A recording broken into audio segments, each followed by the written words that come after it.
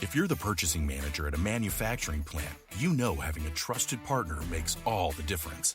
That's why, hands down, you count on Grainger for auto reordering. With on-time restocks, your team will have the cut-resistant gloves they need at the start of their shift. And you can end your day knowing they've got safety well in hand.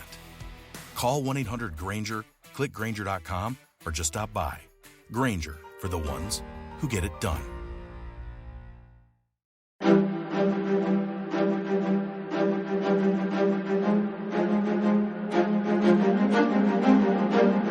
Hello, and thank you for listening to the History of World War II podcast, episode 598, Monty Can't Keep His Promise. Last time, the Durham Light Infantry sought to push on from the Promesole Bridge, which is located 12 miles south of Catania. Yet, instead of giving more ground, the Germans decided to stay near the northern bank and give resistance. Thus, the bridgehead established by the Durhams was minuscule, but it was a bridgehead. Now Monty wanted it expanded. In fact, the 8th Army commander had come close to Promesole Bridge during July 16th, giving this order before day's end. The 300-yard wide and 300-yard deep bridgehead was to be expanded, and Catania would come under a simultaneous direct assault via an amphibious landing.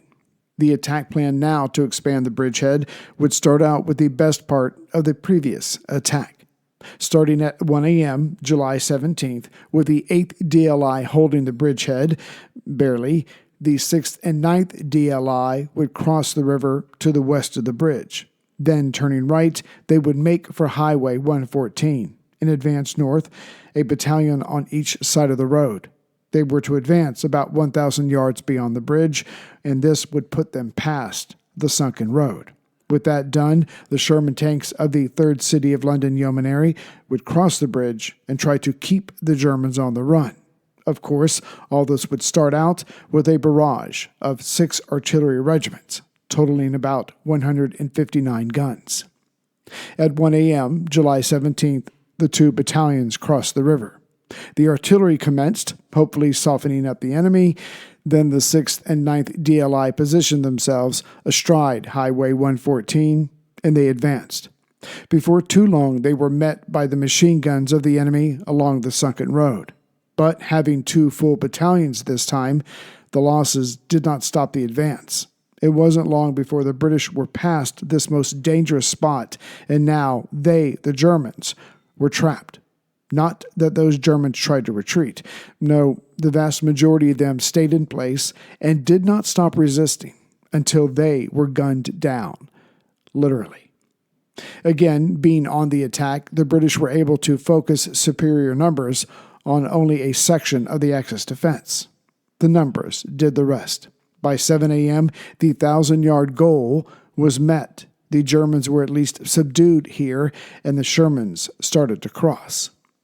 Now across themselves, the tanks copied the infantry and positioned themselves to either side of the road, shooting at anything that moved. The German paratroopers had resisted the enemy infantry with their machine guns, but tanks, those were a different matter. They started surrendering just as they were come upon by a Sherman tank before the metal beast could open up with either its 50 or 30 caliber Browning machine gun. Before noon, that July 17th, the area just above the bridge was in Allied hands, though some of the German soldiers decided to take enemy soldiers with them as they sacrificed themselves. One wounded German soldier, now surrounded by enemy troops, grabbed and threw a grenade before being shot down. Another German soldier climbed up a tree, fighting the entire time. He eventually ran out of bullets, and as it was clear he was no longer a threat, Allied soldiers surrounded the tree, so the German paratrooper began to spit at his enemies. Between this spitting and his refusal to climb down, he was shot.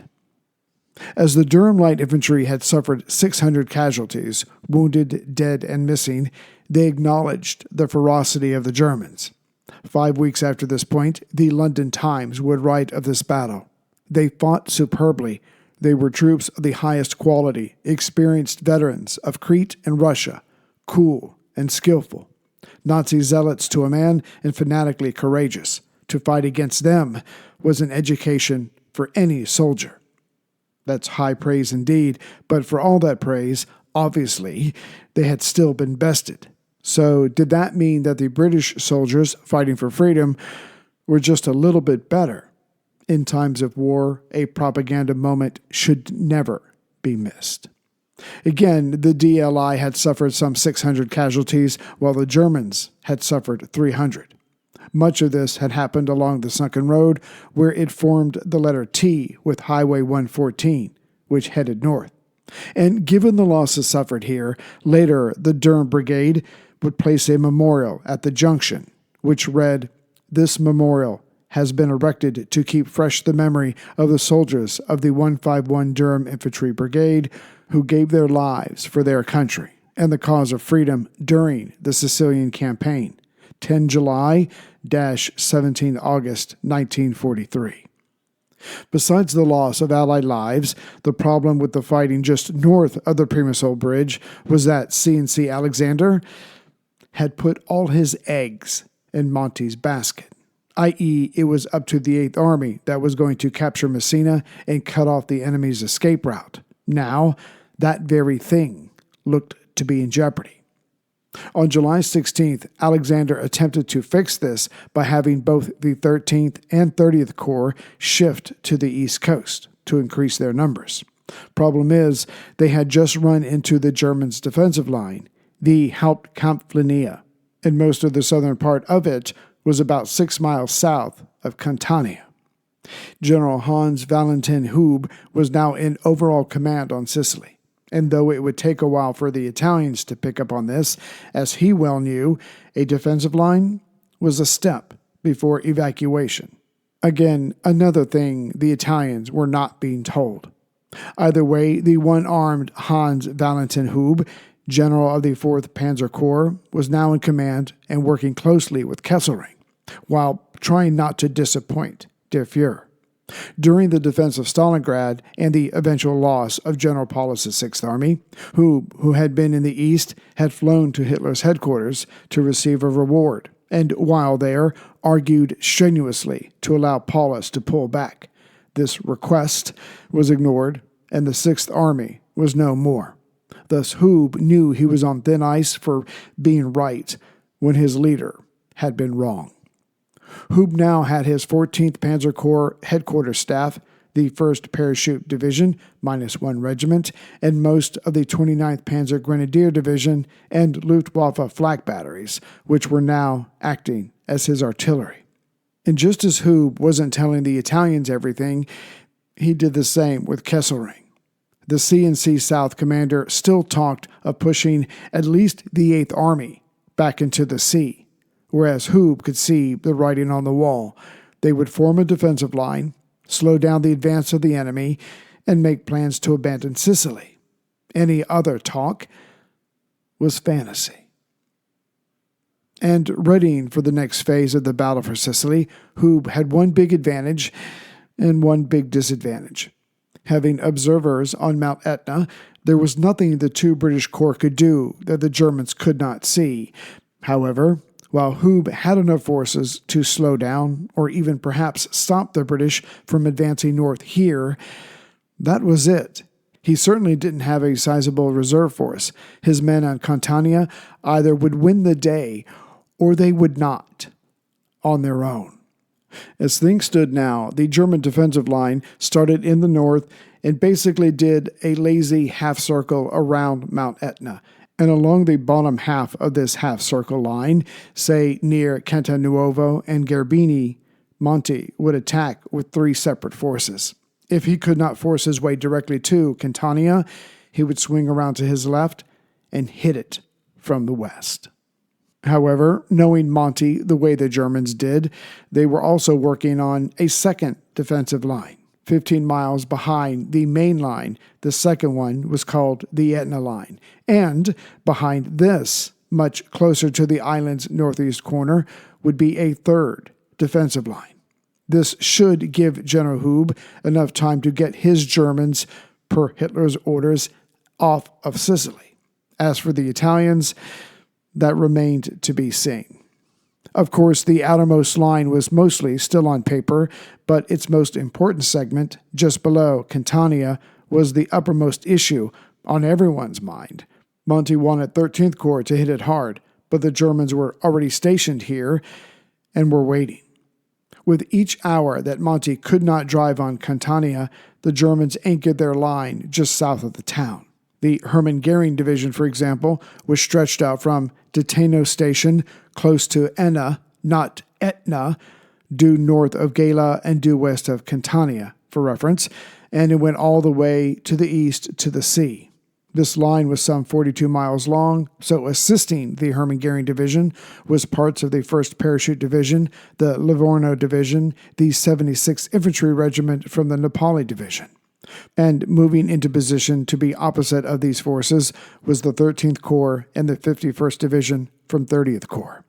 With the Axis defensive line shaping up nicely to the south of Catania, the 15th Panzer Grenadier Division was being pulled out of the line to head to the northwest, should the enemy try to swing around to the German right, the British left. Being properly motivated, the Germans and Italians who were given orders to pull back did so with enthusiasm. The 1st Canadian and the American 1st and 45th Divisions were trying to give chase, but had to deal with limited roads, full of booby traps, the heat, and their lack of pack mules to carry supplies. Monty's 8th Army had certainly included pack mules when making their plans for Husky, but given the limitations of shipping, this important component got lost somewhere along the way. This would take time to rectify. As for the Sicilian mules, they were far too few and were not properly trained for the Army's needs.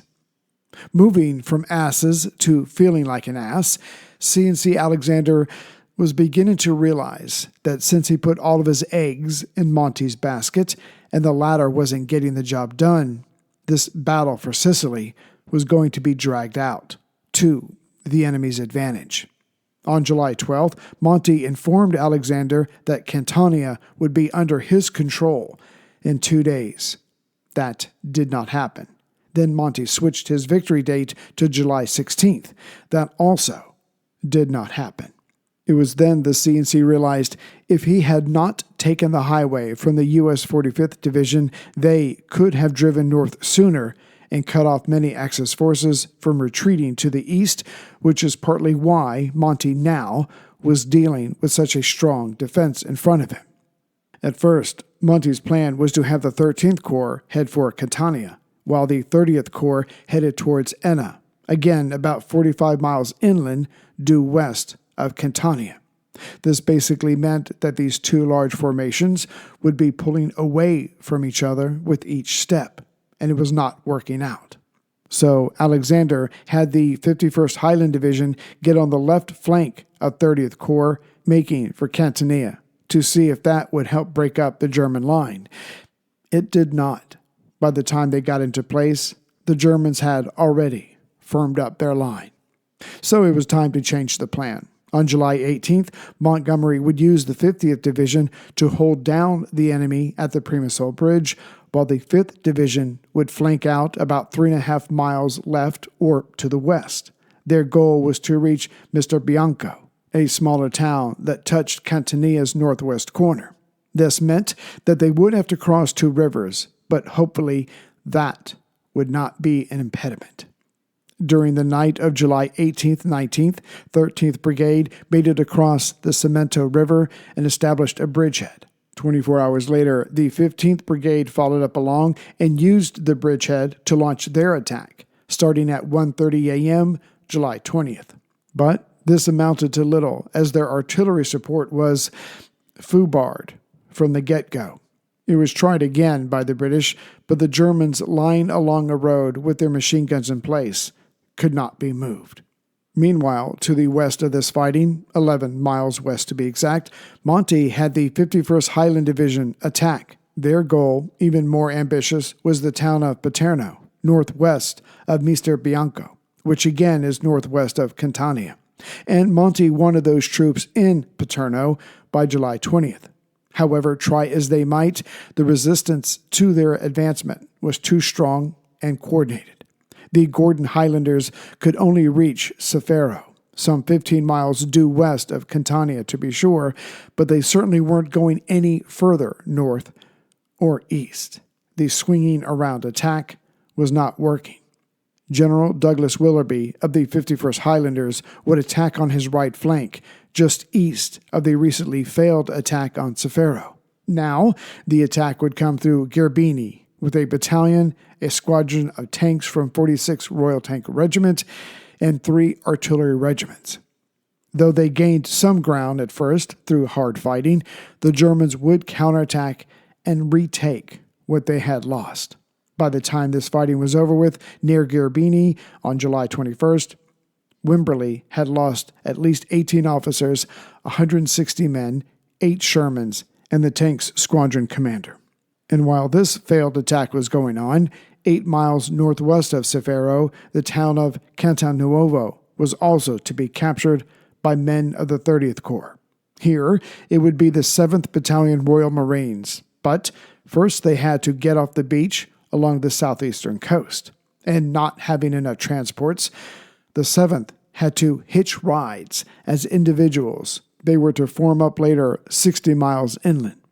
Besides the get there as best you can aspect, these men were still tired from their duties along the beach, with many of them working helping bringing supplies ashore while standing in the water fighting the waves for hours each day.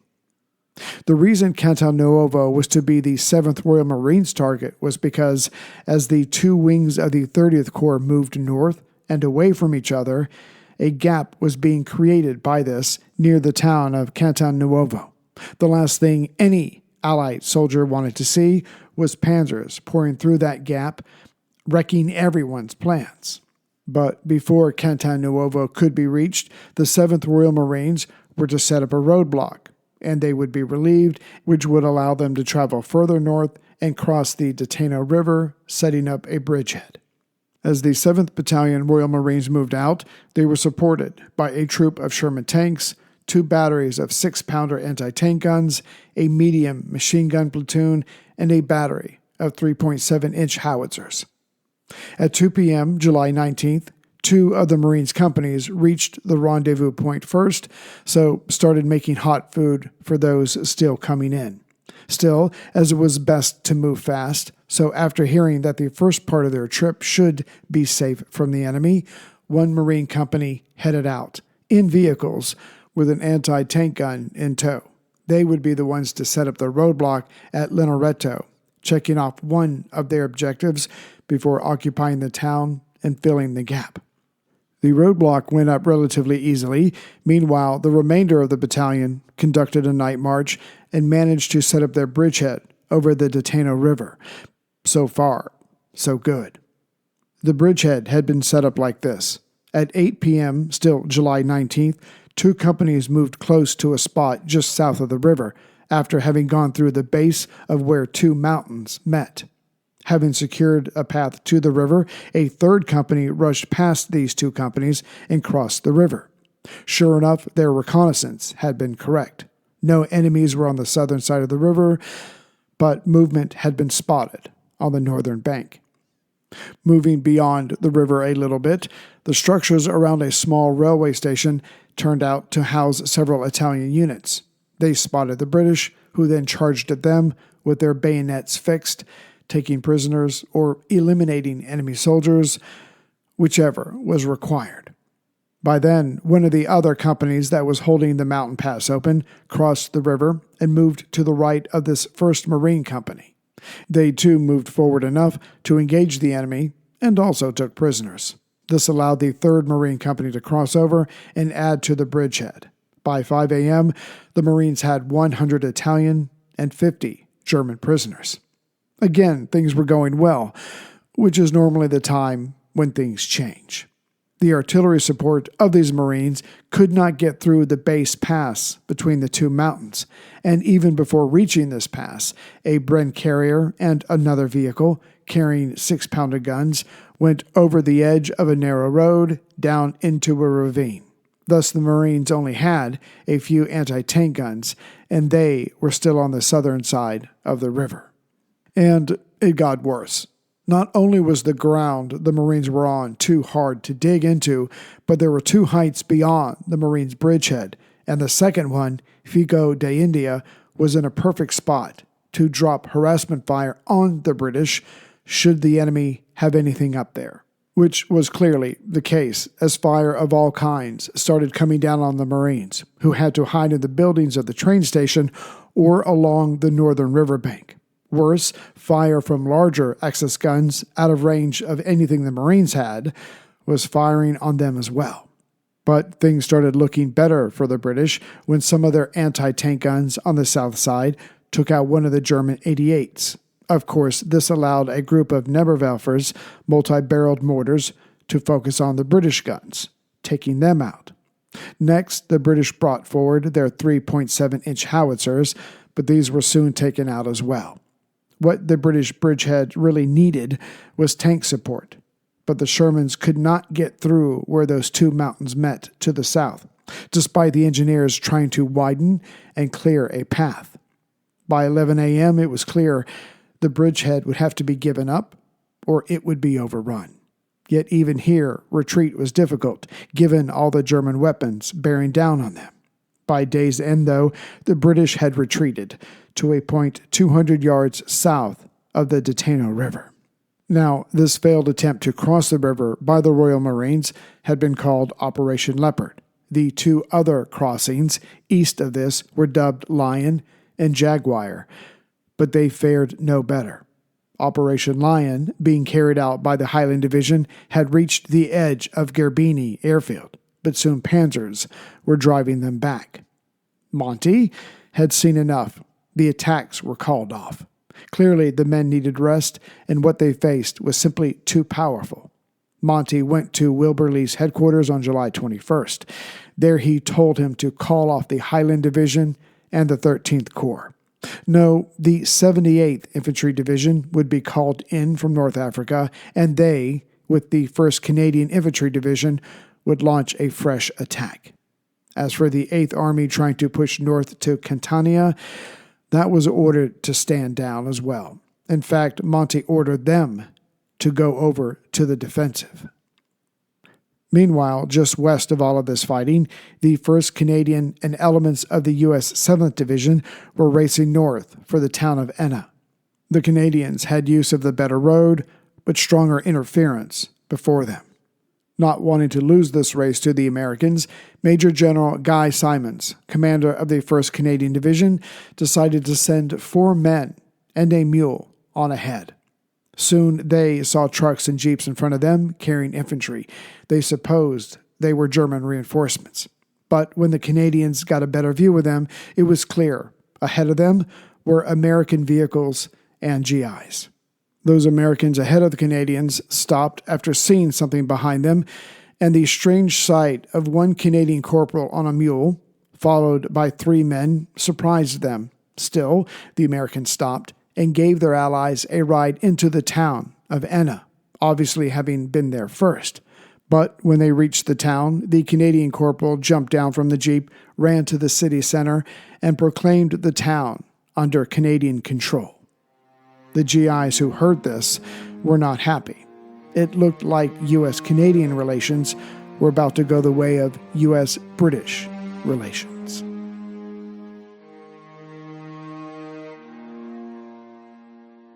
Greetings, everyone, from Central Virginia. So I hope everybody survived the snow. We got really lucky here. It wasn't as much as they said. We didn't lose power.